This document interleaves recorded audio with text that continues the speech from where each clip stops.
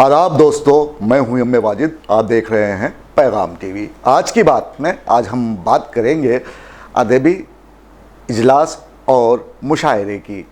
यूँ तो शहर हैदराबाद में अदबी इजलास वक्फे से मुनक्कद होते हैं, लेकिन आजकल मुशायरों का सिलसिला थम सा गया है। ऐसे हालात में हिंदुस्तान के मशहूर व मारूफ शायर सलाउद्दीन नैयर ने इदारा मेरा शहर मेरे लोग के ज़ेर एहतमाम एक अदबी इजलास वो मुशायरा मुनक्कद किया गया। हैदराबाद में वाक़ नामपल्ली में मौजूद मौलाना अब्दुल कलाम आज़ाद रिसर्च इंस्टीट्यूट में इस इजलास का इनेकाद अमल में लाया गया, जिसमें मुख्तलिफ़ शोबेजात से ताल्लुक़ रखने वाली मशहूर व मारूफ शख्सियात ने शिरकत की और शोरा की कसीर तादाद भी इस इजलास में देखी गई।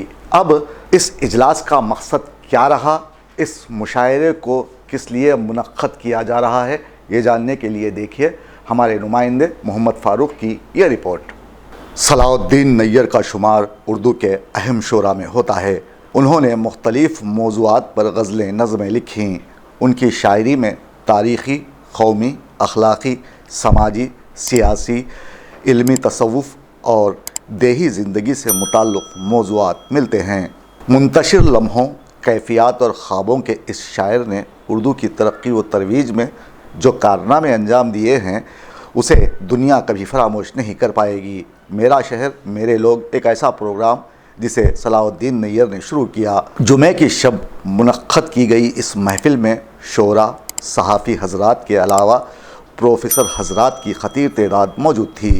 किसी भी शायर का लहजा, जज्बों का उफूर और कैफियत की बेसाख्तगी ही इसे दूसरों से मुमताज़ करती है और अपने खदखाल और तराश खराश के तनव्वु का ऐलान करती है। डॉक्टर फ़ारूकी, अफजल आरफी, गोविंदा अक्षय, सलाउद्दीन नैयर, खैरुन्निसा अलीम, डॉक्टर प्रेमलता श्रीवास्तव ने अपना कलाम सुनाया, जिनकी शायरी में खुदरत की अता करदा खूबियाँ और महासिन बकसरत नज़र आते हैं। इनके इजहार का अंदाज़ एक बेहतरीन लहजा तराश और असलूब परवर शायरी का ज़ामिन है। Abul Kalam Azad oriental research institute बाग़ आमा नामपल्ली में मुनक्कद किए गए इस इजलास के नाज़िम लतीफ़ुद्दीन लतीफ़ ने लफ्ज़ों का ऐसा असर छोड़ा कि महफ़िल जवान हो गई। लतीफ़ुद्दीन लतीफ़ ने साबित कर दिया कि लफ्ज़ों का अपना एक मिजाज होता है, उनकी रगों में भी ज़िंदगी दौड़ती है।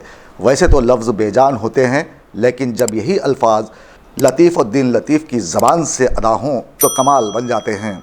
इस शानदार महफ़िल में प्रोफेसर एस शुकूर ने अवाम से खिताब करते हुए अपने लफ्ज़ों का असर छोड़ा और अदबी दुनिया में नए आने वालों का खैर मकदम करते हुए कहा कि जिन्हें हक़ीर समझकर बुझा दिया तुमने, जिन्हें हक़ीर समझकर बुझा दिया तुमने, यही चिराग जलेंगे तो रोशनी होगी।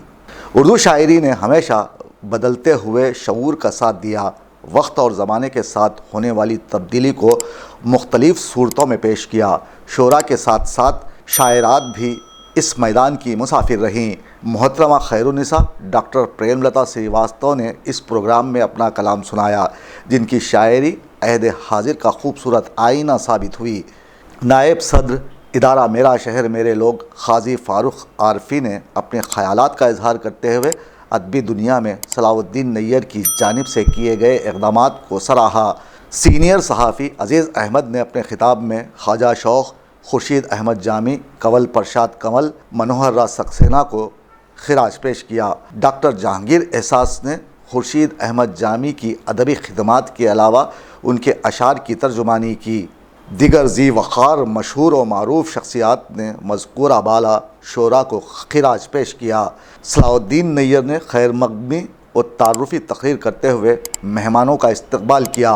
कंवल प्रसाद कंवल पर अपना मज़मून पेश करेंगे गोविंद अक्षय साहब। मैं उनसे इल्तिमास करता हूँ कि वो आएँ और अपना मज़मून पेश करें। एक उर्दू में पहला संग्रह इनका कमल पुष्पांजलि नाम से प्रकाशित हुआ। कमल इनका उपनाम था और कमल नाम से उर्दू में शायरी किया करते थे। हिंदी उर्दू मुशायरों में तो लगातार, क्योंकि ये हमारे आंध्र प्रदेश के सूचना और पर्यटन विभाग के डिप्टी डायरेक्टर थे, उप निदेशक के रूप में इन्होंने सेवानिवृत्ति प्राप्त की है। कहना चाहता हूँ جو اس کو اقتباس سمجھیے اس محفل کے انعقاد کے سلسلے میں. جیسا کہ میں نے ابتدا میں کہا اور اخباروں میں دے رہے ہیں، اب تک ہم نے حیدرآباد کے 24 مشاہیر کا ہم نے تعارف پیش کیا ہے. ویسے وہ تعارف کے محتاج نہیں تھے، صرف ان کی یاد دہانی ہمارے پیش نظر تھی. کیونکہ نئی نسل نہ تو حبیب الرحمن کو جانتی ہے، نہ ڈاکٹر زور کو جانتی ہے، نہ راج بہادر گوڑ کو جانتی ہے، نہ منوہر سکسینہ کو جانتی ہے، نہ جانکی پرساد کو جانتی ہے، نہ ڈاکٹر سی نارائن ریڈی کو جانتی ہے، نہ ڈاکٹر عبد المنان کو جانتی ہے، اور نہ تو نواب شاہ عالم خان کو. ایسے بہت ساری شخصیتوں کو ہم نے یہ طے کیا. ہم اس لیے کہہ رہا ہوں کہ ہم میں فاروق بھی شامل ہیں، فاروق عارفی اور لطیف الدین، ہم تینوں آپس میں مشورہ کر کے پروگرام ترتیب دے. ہمارے ذہن میں آیا کہ ہمارے شہر کے جو مشاہیر جس میں غیر مسلم بھی کافی انہوں نے بہت لکھا ہے. آپ اگر 40 سال پہلے کا سیاست دیکھیں گے تو 50% غیر مسلم کے مضامین چھپتے تھے اور وہ شامل میں رہتے تھے. تو ہمارا شہر جو ہے شروع ہی سے قومی یکجہتی ہندو مسلمان کا ملے ہوئے ہم رہتے، ہماری تہذیب کلچر ملی جلی ہے اور ہم پکے حیدرآباد ہیں.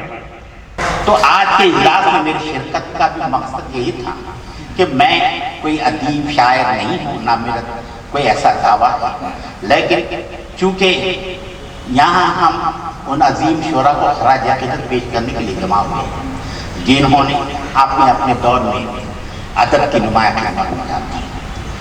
اس موقع پہ میں صلاح الدین نیر صاحب کا بہت مشکور ہوں. صلاح الدین نیر صاحب کی جو کوشش ہے، ان کی پوری ٹیم کی جو کوشش ہے، وہ بہت قابل ستائش اور مبارکباد ہے. اس ٹیم کا ایک حصہ اتنا سا اور خدمت گزار میں بھی ہوں اور لطیف صاحب بھی ہیں اور باقی پوری ٹیم جیسا کہ آپ کے سامنے روبرو ہیں. یاد رفتگان کے حوالے سے آج تک جو ہے میرا خیال ہے یہ 9واں یا 10واں اجلاس ہے. ڈاکٹر جہانگیر احساس کا بھی نام آتا ہے کیونکہ انہوں نے P H D Khurshid Ahmed Jami فری کی ہے. تو میں اگلے مقرر کی حیثیت سے ڈاکٹر جہانگیر احساس کو خطاب کے لیے دعوت دیتا ہوں. تقریب بھی اس کی ایک اہم کڑی ہے. خواجہ شاہ خورشید احمد جامی، کنول پرساد کنول، منوہر راج سکسینہ. دراصل یہ 4 شخصیات حیدرآباد کی اس گنگا جمنی تہذیب کی میں سمجھتا ہوں کہ ایک ایسی یادگار رہی جنہوں نے اپنی فکر، اپنے کلام اور اپنے فن پاروں کے ذریعے حیدرآباد دکن کی تہذیب کو اجاگر کیا. مجھ سے بیشتر جناب جلال عارف صاحب، خواجہ شوق صاحب پر اکابرین ادب بالخصوص ناقدین کی آرائیں پیش فرما رہے تھے. چونکہ میں نے خورشید احمد جامی صاحب پر کچھ لکھنے کی کوشش کی ہے جو میرے لیے باعث اعزاز ہے. میں سمجھتا ہوں کہ وہ پورا حق ادا نہیں ہو سکا جامی صاحب کا جو کلام، جو فکر ہے اور جو جدیدیت کے حوالے سے ان کا نام جس امکانات کے حوالے سے جانا جاتا ہے.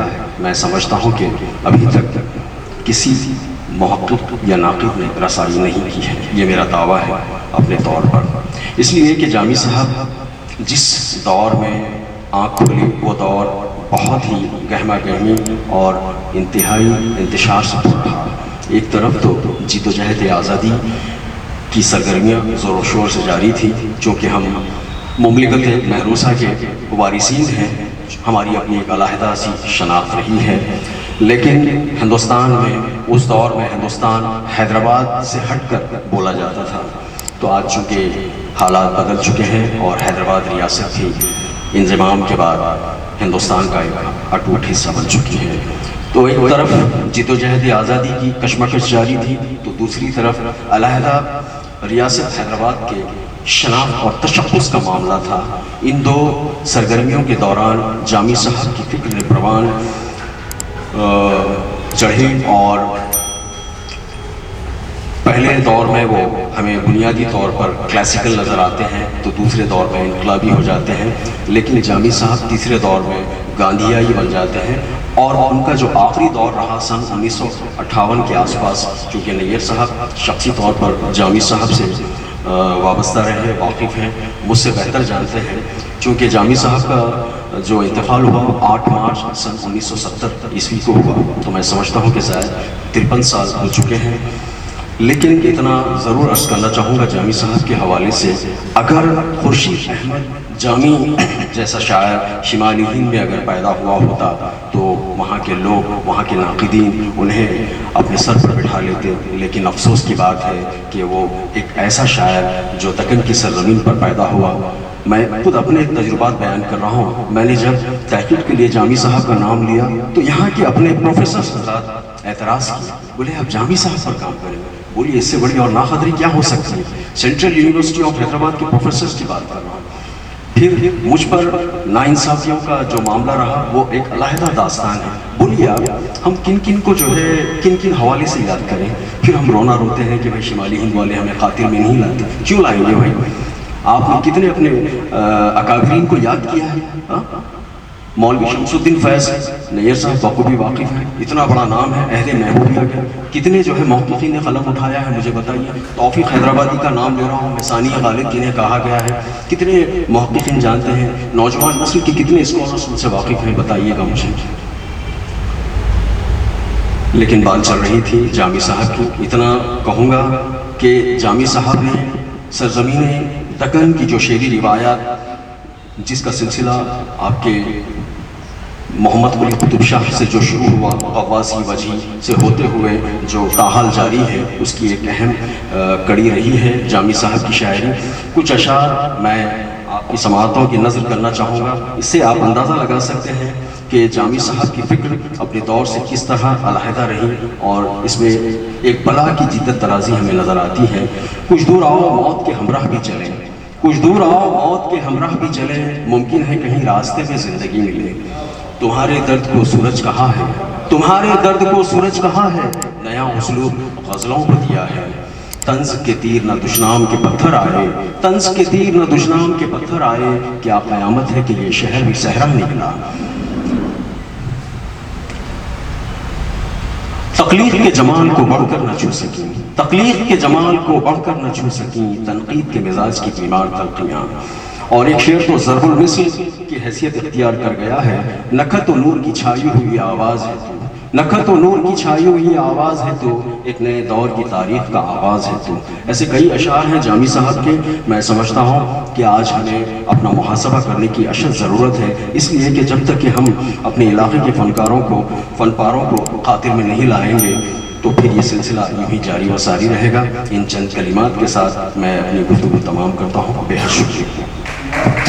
شکریہ۔ خوشبو کا سفر، سینئر شاعر جناب صلاح الدین نیر صاحب، جناب میں اب آپ جب بات کر رہے تھے عزیز احمد صاحب تو نیر صاحب بول رہے تھے کہ ضعیف کا شخص جو ہے لغت سے نکال دو، یہاں پہ کوئی ضعیف ہے نہیں۔ اور جناب عزیز احمد صاحب جوائنٹ ایڈیٹر روزنامہ اعتماد، جناب بزرگ شاعر جناب جلال عارف صاحب، جناب ایم اے واجد صاحب، جہانگیر احساس صاحب اور مختار الدین فردین صاحب، معزز حاضرین اجلاس، میں جناب صلاح الدین نیر صاحب کو مبارکباد دیتا ہوں کہ انہوں نے ان بہت سے مشاعر ادب اور شعراء کرام، ہمارے ادیب، بہت سے جو خدمت گزار ہے یا جو نامور اشخاص جن کا تعلق حیدرآباد سے ہے، ان کے مسلسل ہر ماہ 4 شخصیتوں کے بارے میں انہوں نے یہاں پر جلسے کا اہتمام کیا۔ یہ سلسلہ تقریباً 1 سال سے جاری ہے، اور جیسا کہ ابھی عزیز بھائی نے کہا کہ اس میں اور تھوڑا سا اس کو وسیع کرنا چاہیے کہ نہ صرف شعراء بلکہ شعراء ادیب بلکہ اور وہ لوگ جو مختلف شعبے حیات سے تعلق رکھتے ہیں، جس میں اپنے کارۂ نمایاں انجام دیے ہیں، جو حیدرآباد کا نام روشن کیا تھے. بہت سے شخصیتیں حیدرآباد میں موجود تھیں جنہوں نے اپنے اپنے شعبے ہیں، اپنے اپنے شعبوں میں جو جس فیلڈ میں وہ کام کیا کرتے تھے، اس میں حیدرآباد نہ صرف اپنا بلکہ حیدرآباد کا نام انہوں نے روشن کیا ہے سارے ملک میں، ساری دنیا میں. ایسے بہت سی شخصیتیں حیدرآباد سے وابستہ رہی ہے. نیئر صاحب کا یہ بالکل ایک یہ میرا شہر میرے لوگ جو تنظیم سے وابستہ ہمارے فاروق عارفی صاحب ہیں، لطیف الدین صاحب ہیں، یہ لوگوں نے ایک بہت ہی منفرد جلسے کا اہتمام یہ لوگ کر رہے ہیں. ہمارے شہر میں روز تو اردو کے جلسے تو بہت ہوتے ہیں، کتابوں کی رسم اجرا ہوتی ہے، مشاعرے ہوتے ہیں، بہت سے ادبی پروگرام ہوتے ہیں، لیکن اس نوعیت کا یہ واحد پروگرام ہے جو نیئر صاحب کی سرپرستی میں ہو رہا ہے. صدر مجلس اور ڈائس پر بیٹھے تمام ڈاکٹرز اور دانشوروں کو کے ساتھ ساتھ مجھے دیکھنے والے اور سننے والوں کو میرا سلام. 4 شعراء کے بارے میں بات چل رہی ہے تو جہانگیر احساس صاحب نے، ڈاکٹر صاحب نے ان کے اشعار سے ہمیں محظوظ کیا. جامی صاحب نے بے شک بہت اچھا لکھا اور ان کی غزلیں اور اشعار سے ہم تلنگانہ کے لوگ محظوظ ہوتے رہے اور محظوظ ہو رہے ہیں. جب بھی میں بات کرنے جاتا ہوں تو لوگ کہتے ہیں آپ تنقیدیں زیادہ کرتے ہیں. دراصل میں کہنا یہ چاہتا ہوں کہ نیئر صاحب نے ایک سلسلہ شروع کیا ہے، میرا شہر میرے لوگ. یہ تعلق رکھتا ہے تلنگانہ سے، خصوصاً حیدرآباد سے. حیدرآباد کے شعراء کو وہ مقام دینا چاہیے جو انہیں نہیں ملا. جیسے کہ ڈاکٹر جہانگیر احساس نے ابھی کہا کہ جامی وہ شاعر تھے جنہیں وہ مقام نہ مل سکا جس کے وہ حقدار تھے. تاہم یہاں بات آتی ہے اردو کی ترقی کی. جامی صاحب، نیئر صاحب برسوں سے اردو کی آبیاری کرتے آ رہے ہیں اور ابھی تک وہ یہ پروگرام چلا تو رہے ہیں. آگے چل کر اس کا کیا بنے گا یہ کہنا قبل از وقت ہے، لیکن امید ہے. لوگ یہ بھی کہتے ہیں کہ نیئر صاحب بڑے ضدی شخص ہیں، وہ کسی کی سنتے نہیں، تاہم وہ اس پروگرام کو جاری رکھے ہوئے ہیں. لیکن یہاں پر ایک بات آتی ہے اردو اکیڈمی کی. ڈاکٹر صاحب نے اردو اکیڈمی کے سربراہ رہتے ہوئے بہت اچھے کام کیے ہیں، ایسے شکر صاحب نے. لیکن اب جو حالت ہے، الیکشن کا موسم ہے، سرگرمیاں جاری ہیں، ایسے میں یہ بات کہنا ٹھیک نہیں ہے، لیکن پھر بھی میں چند باتیں کہہ کر آگے بڑھتا ہوں. اردو اکیڈمی کا فرض بنتا ہے، حالانکہ پروفیسر صاحب نے کہا کہ اردو اکیڈمی کے اغراض و مقاصد کچھ الگ ہیں. جو کچھ بھی ہو، آپ لوگ دانشور لوگ ہیں، آپ لوگوں کی آواز وہاں ایوانوں تک پہنچتی ہے تو آپ لوگ یہ کہہ سکتے ہیں، آگے آ سکتے ہیں، بول سکتے ہیں اردو اکیڈمی کو ایسے پروگرامز کی تائید کرنی چاہیے. اس کے فروغ کو یقینی بنانے کے لیے آگے آنے کی ضرورت ہے، لیکن ایسا ہو نہیں رہا ہے. جہانگیر احساس صاحب ہیں، پروفیسر ہیں. ایسے شکر صاحب سے میں ایک سوال یہ کرنا چاہوں گا کہ پارٹی میں جو لوگ کام کرتے ہیں انہیں ہی آپ لے جا کر اردو اکیڈمی کا سربراہ بناتے ہیں. ایسا کیوں کیا جاتا ہے؟ یہاں پروفیسر صاحب ہیں، ان کو کیوں نہیں بٹھایا جاتا؟ ایسے لوگ جو اردو جانتے ہیں انہیں کیوں نہیں بٹھایا جاتا؟ اس کے لیے ہمیں زمینی طور پر کام کرنے کی ضرورت ہے. ہم سب کو آگے آنے کی ضرورت ہے. اب آپ دیکھیے، جو بھی شخص، میں کسی کے اوپر تنقید کر رہا ہوں تو اس لیے کر رہا ہوں کہ اس میں سدھار لایا جا سکے. میں کسی کی توہین نہیں کر رہا. میں کہنا یہ چاہتا ہوں کہ پارٹی سے وفاداری کرنے کے بعد کسی شخص کو اردو اکیڈمی میں جو اردو جانتا نہیں اسے لا کر بٹھا دیا جاتا ہے تو پھر اردو کے ساتھ انصاف کیسے ہوگا؟ آپ بتائیے. اور دوسری بات یہ ہے، آپ دیکھیے اردو جاننے والے لوگ اب آگے آنے کے بجائے پیچھے ہٹ رہے ہیں. انہیں یہ معلوم ہونا چاہیے کہ اردو اکیڈمی ایک ایسا ادارہ ہے جو اردو کی ترقی و ترویج کے لیے کام کرتا ہے. اب ایسے میں ایک غیر اردو دان شخص کو لا کر وہاں بٹھایا جائے تو پھر اس کو وہ کیا انصاف کر پائے گا؟ اب فرقہ وارانہ ہم آہنگی کو برقرار رکھنا یہاں ہر حکومت کی ذمہ داری ہے. KCR نے اس بات کا خیال رکھا ہے، وہ قابل مبارکباد ہے. لیکن اس بات کا چرچا بار بار کرنا، یہاں فسادات نہیں ہوئے، یہ کرنے کی قطعی ضرورت نہیں ہے. اب اگر میں اردو کی بات کروں تو آپ بتائیے وزیر اعلیٰ KCR نے اردو کی ترقی کے لیے کیا کیا ہے؟ بتائیے آپ. جس شخص کو اردو نہیں آتی اسے لا کے زبردستی وہاں پر بٹھا دیا گیا ہے اردو اکیڈمی میں، تو پھر اردو کے ساتھ انصاف کہاں ہوا؟ بتائیے آپ. ایسا ساتھ آپ کو معلوم ہونا چاہیے کہ ہم نے 25 سال سے خاموش اردو کی خدمت کی ہے اور کرتے آ رہے ہیں.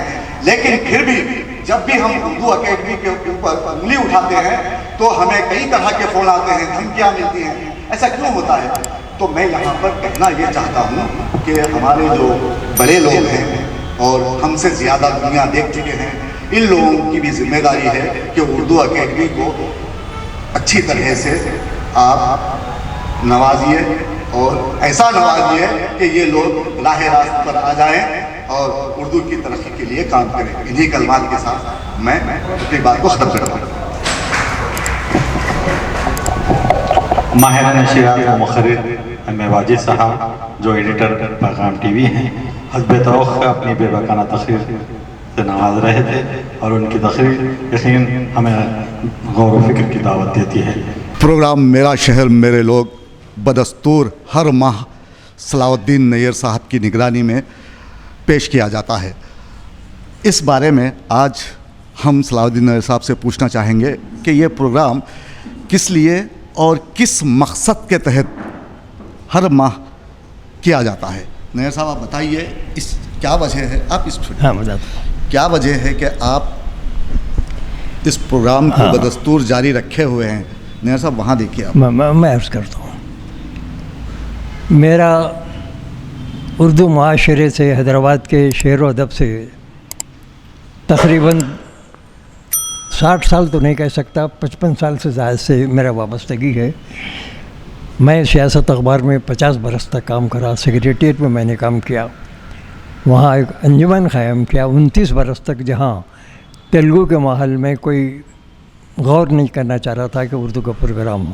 اب جہاں تک یہ میرا شہر میرے لوگ کی بات ہے، میں عرض کرنا چاہوں گا، ادارہ میرا شہر میرے لوگ دراصل رمناچاری صاحب جو کلچرل افیئرس کے ڈائریکٹر تھے، بالکل خالص حیدرآبادی شخصیت ہے وہ. انہوں نے کلچرل ایک اپنے ڈپارٹمنٹ کی جانب سے ایک بہت بڑا مشاعرہ مال والا پیلس میں آج سے 30 برس پہلے انہوں نے کیا تھا. عابد علی خان صاحب نے صدارت کی تھی. اس وقت یہ میرا شہر میرے لوگ کی انجمن بنی. اس میں نیپال سنگھ برما صاحب کا بھی تعاون میرے لیے بہت ضروری تھا. میں یہ کہنا چاہوں گا، عموماً ادبی جلسوں کے جو نام ہوتے ہیں، جیسے بز میں فلاں، بز میں سخن، بز میں فلاں، میں نے ایسا نہیں کیا. میں نے تجویز یہ رکھی کہ صاحب ادارہ میرا شہر میرے لوگ. اس کا مطلب یہ ہے کہ اس میں ہندو بھی ہیں، مسلمان بھی ہیں، اردو بھی ہے، تیلگو کے، پورا حیدرآباد ہم آہنگی کی جھلک ملتی ہے. بالکل پورا حیدرآباد اس نام سے آ جاتا ہے. چنانچہ ہم ہندی اردو کے ملی جلی محفلیں کر رہے ہیں. جہاں تک اس سلسلے کا تعلق ہے، یہ 30 سال پہلے میں نے کئی جلسے کیے ہیں، لیکن اچانک مجھے یہ خیال آیا کہ کچھ تنوع کرنا چاہیے. اس سلسلے میں فاروق عارفی اور لطیف الدین لطیف صاحب نے مجھے مشورہ دیا کہ صاحب ایک ایسا سلسلہ شروع کیجئے کہ لوگ شہر سے وابستہ ہوں. لوگ بھول گئے ہیں، یعنی یاد رفتگان اور ہمیں سو گئے داستان کہتے کہتے. یہ ہمارے بزرگ جو زبان و ادب کی خدمت انجام دی ہے، ان کے بارے میں خود ان کے اولاد، ان کے اہل خاندان غور نہیں کر رہے تھے. اب ظاہر ہے کہ میں ایک اردو کا شاعر ہوں، ادیب ہوں، شہر سے وابستگی ہے، اور یہ جتنی بھی اہم شخصیتیں ہیں جن کے اب تک ہم نے 24 شخصیتوں کا ہم نے کیا. سب سے پہلے عابد علی خان جگر صاحب، پھر اس کے بعد نواب شاہ عالم خان، ڈاکٹر زور، حبیب الرحمان، اس طرح 24 مشاہر کے، جس میں ہندو حضرات بھی ہیں جو اردو کے لکھن، جیسے باگا ریڈی ہیں اور ڈاکٹر سی نارائن ریڈی ہیں، اور اور بھی بہت سارے ہیں. میں نے یہ منورہ سکسینہ, راج بہادر گوڑ, بلا تخصیص جنہوں نے زبان و ادب کے لیے کام کیا. نیئر صاحب, اس پروگرام کے تنوع میں آپ کو کافی محنت کرنی پڑی ہوگی, تو آپ کی جو مشقت ہے, محنت ہے, انتھک کوششیں ہیں, اس بارے میں آپ بتائیے. میں عرض کرنا چاہ رہا کہ میں شروع سے ہی شعر و ادب کی دنیا سے جڑا ہوا ہوں, اور یہ ساری تربیت سیاست سے عابد علی خان جگر صاحب سے 50 سال پہلے ملی. اچانک فاروق عارفی اور لطیف الدین صاحب نے بولا بھائی آپ شروع کیجیے, ہم آپ کا ساتھ تعاون. ان کے بغیر تو میں کر ہی نہیں سکتا. میں کاغذی ورک کر سکتا ہوں, دن میں نیوز بناتا ہوں اور میں پروگرام لیکن مشورہ کر کے کرتا ہوں, اپنے طور پر کبھی بھی نہیں کیا میں. اور ان دونوں حضرات سے یہ بہت اہم ہے, اور میں کسی چوتھے شخص کو میں نہیں رکھا. زیادہ رکھنے سے انتشار پیدا ہوتا ہے, غلط ہوتا ہے. یہ انتہائی معتبر لوگ ہیں, اور یہ دونوں بااعتماد ہیں, اور ان کی خدمات ہیں, ایسا نہیں ہے. بھیڑ بڑھ جائے تو پھر فائٹ کا ہونا. ہاں وہی ہے, تو ہم بھیڑ رکھتے نہیں, اور یہ دو شریف آدمی میرے لیے بہت کافی ہیں, اور یہ سلسلہ چلتا رہے گا انشاءاللہ. آپ دیکھ رہے تھے نیئر صاحب کو, جب بھی اردو ادب کی بات آتی ہے تو نیئر صاحب کا نام سب سے پہلے لیا جاتا ہے. اس وقت ہمارے سامنے موجود ہیں محترمہ خیرالنساء صاحبہ. میڈم, آپ سے ملاقات ہوئی, بہت دن ہوئے, آج آپ سے پھر ایک بار ملاقات ہو رہی ہے. تو لوگ کہتے ہیں نیئر صاحب بہت زیادہ ناراض ہونے والی شخصیت ہیں, تو ان کے بارے میں روشنی ڈالیے کہ وہ کس قسم کے شخص ہیں. میرے خیال میں نیئر صاحب ایسی شخصیت ہے جو دوبارہ نہیں پیدا ہو سکتی. ہم خواتین بے حد عزت و احترام سے ملتے ہیں, اور ہم خواتین کے ساتھ بھی نیئر صاحب کا تعلق بہت مخلصانہ ہوتا ہے. ہمیشہ وہ اپنے خواتین قلمکاروں کو اپنی بہن کا درجہ دیتے ہیں, نہ صرف دیتے ہیں بلکہ بہن سمجھتے بھی ہیں. جس محفل میں, جس پروگرام میں نیئر صاحب شریک ہوتے ہیں, ان کی صدارت ہوتی ہے یا مہمان خصوصی کی حیثیت سے, تو ہم لوگ خواہش سے شریک ہوتے ہیں. اس وجہ سے بھی کہ جو عزت, جو مقام ہم کو ملنا چاہیے وہ نیئر صاحب کی محفلوں میں ملتا ہے. السلام علیکم شکر صاحب. شکر صاحب, میرا شہر میرے لوگ جو پروگرام ہے, اس کی صدارت ہمیشہ آپ کرتے ہیں, تو اس بارے میں کچھ ہمارے دیکھنے والوں کو بتائیے کہ یہ پروگرام کس طرح لوگوں کو دیکھنا چاہیے اور دوسروں تک پہنچانا چاہیے. یہ صلاح الدین نیئر صاحب کی سرپرستی میں یہ انجمن, یہاں پر انجمن کے زیر اہتمام مختلف کئی سالوں سے مختلف پروگرامز ہوتے رہے, اور اس کا سلسلہ جاری ہے. لیکن کچھ مہینوں سے میں سمجھتا ہوں تقریباً یہ 8واں یا 9واں پروگرام ہے, تو اس میں انہوں نے نیئر صاحب اور نیئر صاحب کے ادارے سے وابستہ جو عہدیدار ہے وہ تمام لوگوں نے طے کیا کہ کچھ ہم ایسے پروگرامز کریں جس سے اردو محبان اردو یا اردو کے جو ہمارے لوگ ہیں اور اردو کی جو نوجوان طبقہ ہے, جو آنے والا ہمارا جنریشن ہے, وہ لوگ ہمارے اسلاف کے کارناموں سے, ہمارے بزرگوں کے, ہمارے سرپرستوں کے کارناموں سے اور ان کے خدمات سے وہ واقف ہوں. میں قاضی فاروق عارفی, نائب صدر ادارہ میرا شہر میرے لوگ, میں آپ کو ایک پیغام آپ کے ٹی وی چینل کے ذریعے دے رہا ہوں. حیدرآباد میں اردو خدمات کے لیے الحمدللہ کئی تنظیمیں کام کر رہی ہیں. میں تقریباً 25 سال سے ادارہ میرا شہر میرے لوگ سے وابستہ ہوں. جناب صلاح الدین نیئر صاحب کی سرپرستی میں میرا ادبی سفر جاری ہے. میں نیئر صاحب کے لیے بھی دعا کرتا ہوں, آپ کے ٹی وی چینل کے ذریعے آپ تمام حضرات کا بھی شکریہ ادا کرتا ہوں. خواجہ شوق, میں نے خورشید احمد جامی کے تعلق سے ان کی کتابوں کے حوالے سے پڑھا ہے. وہ حیدرآباد کے سب سے پہلے جدت نواز شاعروں میں شمار ہوتے ہیں. ان کی جدیدیت اس زمانے میں شروع ہوئی جب ادارے مصنفین نے ان کے کلام کو آگے بڑھایا. بہرحال یہ ان کے تعلق سے